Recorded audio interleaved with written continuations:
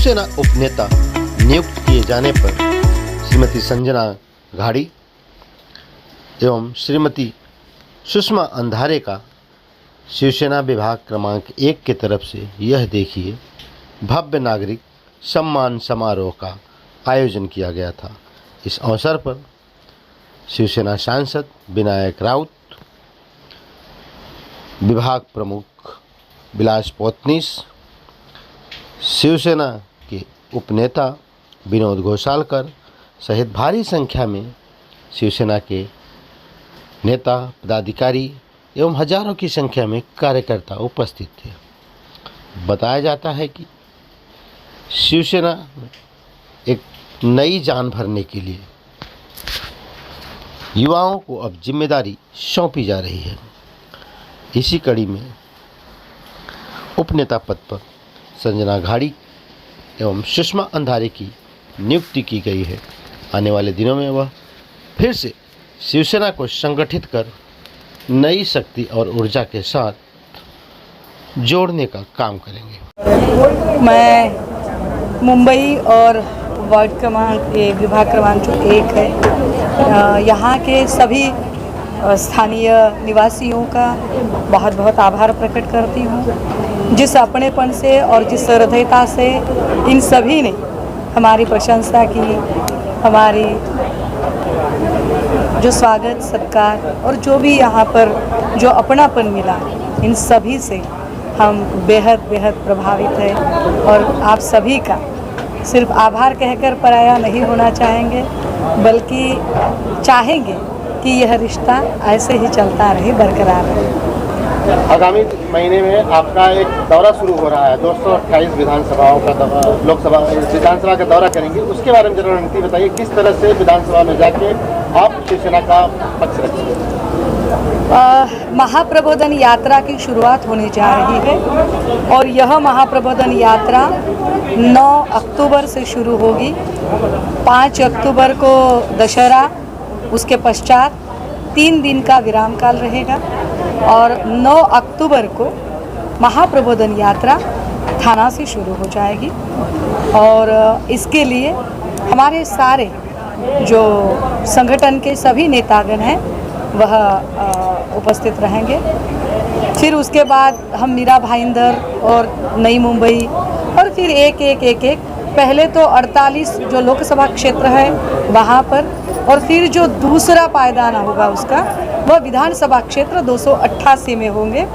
और यहाँ हर जगह पर जाकर लोगों का प्रबोधन, मतदाताओं का प्रबोधन, जिस तरह से ना कि सिर्फ शिवसेना पक्ष प्रमुख का यह विश्वासघात है, बल्कि यह समूचे महाराष्ट्र और महाराष्ट्र की जनता का विश्वासघात है। यह बात लोगों के सामने रखनी है। किस तरह से जो स्वायत्त संस्थाएं हैं, जो भी ये CBI, इलेक्शन कमीशन, ED, ये सारी स्वायत्त संस्थाएं अपने पद का, अपने सत्ता का, अपनी गरिमा का, अपने अधिकार क्षेत्र का जो दुरुपयोग किए जा रही है और जिसकी वजह से यहाँ पर बेवजह जो कानूनन उलझनें शुरू हो रही है, इसके बारे में भी बोला जाएगा। साथ ही साथ महंगाई के बारे में बात होगी। जो जुमलेबाजी आदरणीय प्रधानमंत्री जी ने की थी कि वह हर साल 2 करोड़ बेरोजगारों को रोजगार दिलाएंगे, वह रोजगार कहाँ पर है? हर एक के खाते में 15 लाख आएंगे, वो 15 लाख कहाँ पर है? यहाँ पर जो किसान है वो किसानों के सवालात अभी भी ज्यों के त्यों हैं। महिला असुरक्षितता का जो सवाल उठा है उसके जवाब अब तक हमें नहीं मिल पाए हैं।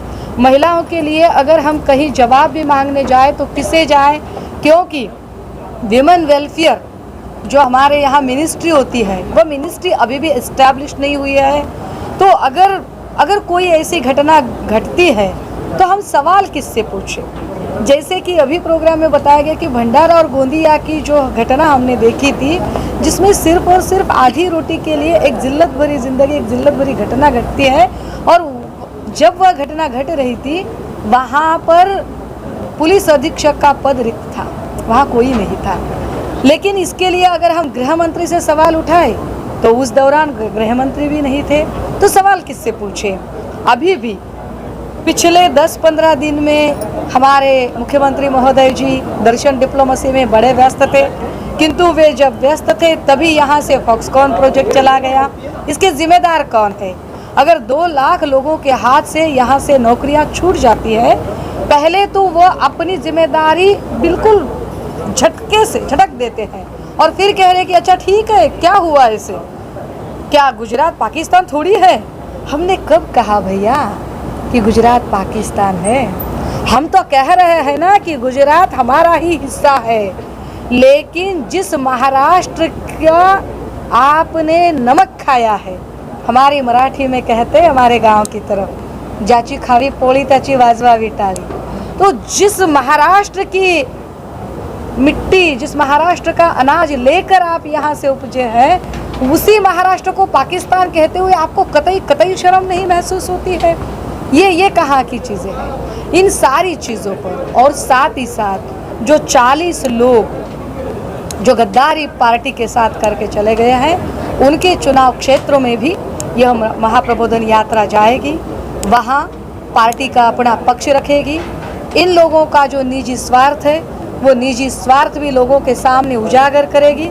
साथ ही साथ गवर्नमेंट से हम क्या एक्सपेक्ट करते हैं, आने वाले दिनों में महाराष्ट्र में किन मुश्किलों का हमें सामना करना पड़ेगा, उन मुश्किलों के लिए क्या किस तरह का एक कंस्ट्रक्टिव इम्प्लीमेंटेशन प्रोग्राम होना चाहिए, इसके बारे में भी हम लोगों को अवगत करना चाहेंगे। कि ये जिम्मेदारी बहुत बड़ी जिम्मेदारी जो माननीय उद्धव साहब ने दी है, वो भी ऐसे वक्त में है जब हम लोग देख रहे हैं कि किस तरह से महाराष्ट्र में राजनीति की मूल्यों का अधपतन हो रहा है और उसके लिए एक बड़ी जंग छिड़ी हुई है, जो कि ना सिर्फ शिवसेना में और शिंदे गट में है, ना शिवसेना में, ना ही भारतीय जनता पक्ष में है। तो एक अधिकारशाही, एक हुकुमशाही, जिस तरह से स्वायत्त यंत्रणाओं का उपयोग किया जा रहा है, सीबीआई रहे, इनकम टैक्स रहे, जिस तरह से काम किए जा रहे हैं, तो लोकशाही का दमन कहीं पे हो रहा है। तो अभी ये जो काम है वो इस तरह से कि कहीं पे जिस तरह से भारत की लोकशाही कहीं पे प्रॉब्लम में आ गई और उसकी वजह से महाराष्ट्र में उससे सबसे पहले आवाज़ दी जाएगी, चुनौती दी जाएगी, महाराष्ट्र से दिल्ली को चुनौती दी जाएगी कि ये लोकशाही जिसका दमन करने की कोशिश आप कर रहे हैं, ये महाराष्ट्र की जनता, उद्धव साहब के शिव सैनिक इसके खिलाफ ज़रूर आवाज़ उठाएंगे। और मुझे पूरा विश्वास है कि महाराष्ट्र से ये जो आवाज़ दी जाएगी, इससे दिल्ली का तख्त एक बार फिर से हिलेगा।